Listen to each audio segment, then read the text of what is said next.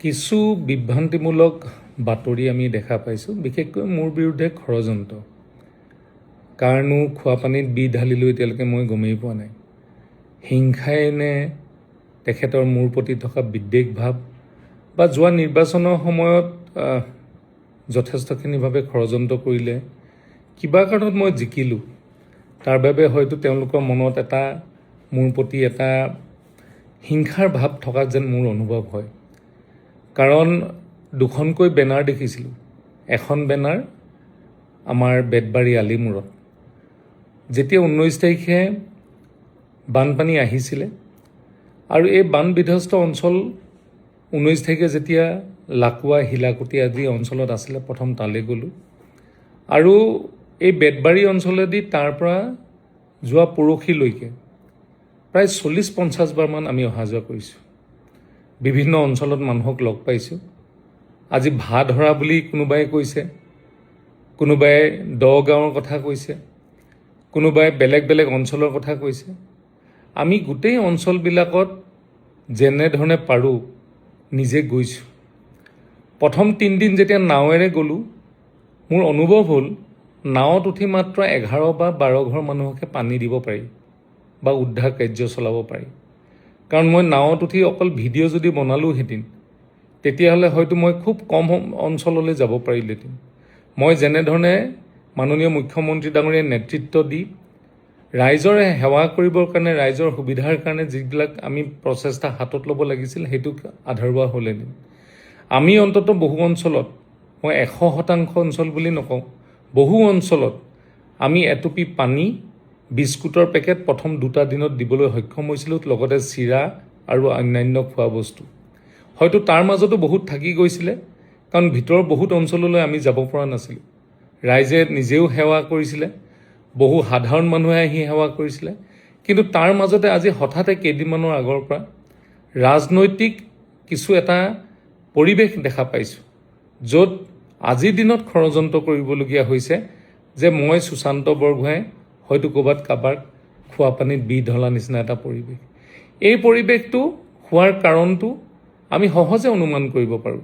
কাৰণ নহ'লে বেতবাৰী আলিমূৰত সুশান্ত বৰগোহাঁই ক'ত বুলি বেনাৰখন কেতিয়াও আঁৰি নিদিলেহেঁতেন। হয়তো ভা ধৰাৰ কথা নক'লেহেঁতেন। আজি যদি কোনোবাই ভা ধৰাৰ কেম্পলৈ যায়, ভা ধৰাৰ কেম্পৰ ৰাইজে ক'ব মই তেখেতসকলৰ কাৰণে কি কৰিলোঁ। প্ৰথম 4-5 দিন যেতিয়া তাত চাৰিওফালে পানী আছিলে, যেতিয়া কোনো যাব পৰা অৱস্থাত নাছিলে, কেম্পত থকা মানুহখিনি কি দুৰ্দশা অৱস্থা আছিলে তাৰ খবৰ কোনো নেৰাখিলে। যেতিয়া মই গৈ এটা জেনেৰেটৰ তাত তেওঁলোকক দিয়াৰ ব্যৱস্থা কৰিলোঁ আৰু সেই জেনেৰেটৰ যোগেদি আমি নতুনকৈ মটৰ এটা দি পেলাই পানী ওপৰলৈ তুলি যিখিনি লেট্ৰিন বাথৰুম তেওঁলোকে ব্যৱহাৰ কৰিব নোৱাৰিছিলে, লেতেৰা থাকিব নোৱাৰা পৰিৱেশ হৈছিলে, গোন্ধত থাকিব নোৱাৰা হৈছিলে, সেই লেট্ৰিন বাথৰুম চাফা কৰোৱাই পেলাই আমি তাত থকাৰ ব্যৱস্থা কৰিলোঁ, তাত মেডিকেল কেম্প কৰিলোঁ। তাৰ মাজেদি আমি সকলো অঞ্চলত যাবলৈ চেষ্টা কৰিছিলোঁ। কিন্তু মই ঘৰে ঘৰে যাব নোৱাৰোঁ। ঘৰে ঘৰে যোৱাৰ কথাটো এইকাৰণেই নাহে যে আমাৰ ইয়াতে প্ৰায় 18-20 হাজাৰ পৰিয়াল আজি বানপানীত কবলত পৰিছে। মই 18-20 হাজাৰ পৰিয়ালৰ যদি 10 হাজাৰ পৰিয়ালো যাবলগীয়া হয়, দৈনিক মই যদি 100 ঘৰ মানুহৰ ঘৰলৈও যাওঁ, তথাপিও মই গৈ শেষ কৰিব নোৱাৰোঁ।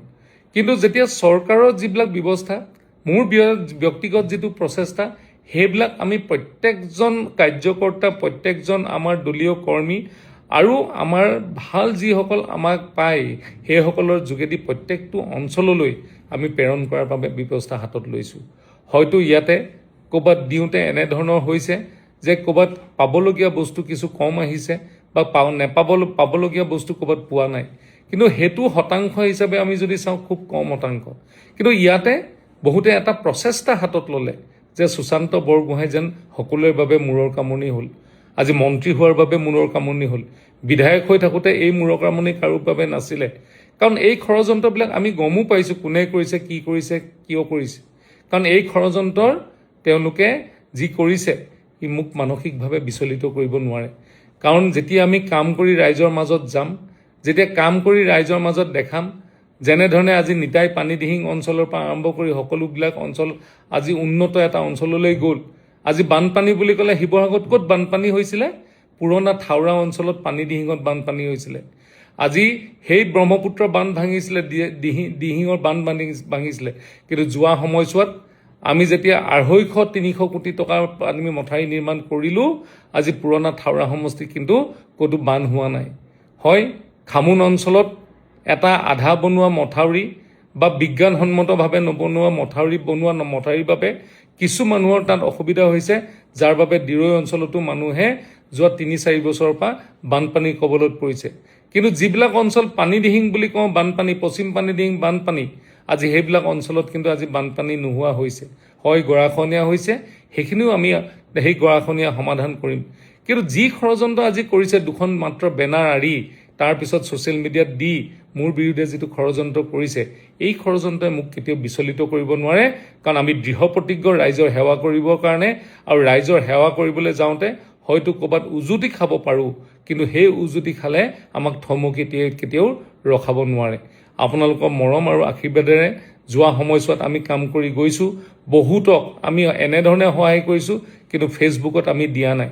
আমি বহুতক এনেধৰণে আমি কাম কৰিছোঁ, বহুখিনি কাম আমি ফেচবুকত দিয়া নাই, কিন্তু আমি নিৰৱচ্ছিন্নভাৱে আমি এই কামখিনি ৰাইজৰ সেৱা কৰি গৈছোঁ। আজি বহুতে বহুত কথা কয়, দম্ভালি ভৰি মোৰ কথা কয়। মোৰ নাম ল'লে হয়তো তেওঁলোকে সেই নামৰ যোগেদি তেওঁলোকে আকৰ্ষিত হ'ব পাৰে, কিন্তু মোক যিমানে বেয়াকৈ ক'ব, সিমানেই মই দুগুণ উৎসাহেৰে ৰাইজৰ কাম কৰিবলৈ আমি শক্তি পাম।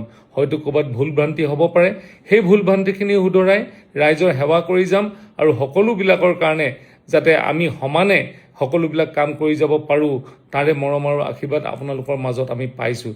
বিশেষ মই এই কথাটোৰ কাৰণে আজি ফেচবুকত আহিবলগীয়া হ'ল যে এই যিটো ষড়যন্ত্ৰ, এই ষড়যন্ত্ৰ আজি এটা প্ৰমাণিত কৰিছে যে এখন গাড়ী আজি আমি ছ'চিয়েল মিডিয়াত দেখিছোঁ, সুশান্ত বৰগোহাঁই বিস্কুট নালাগে বুলি ক'লে।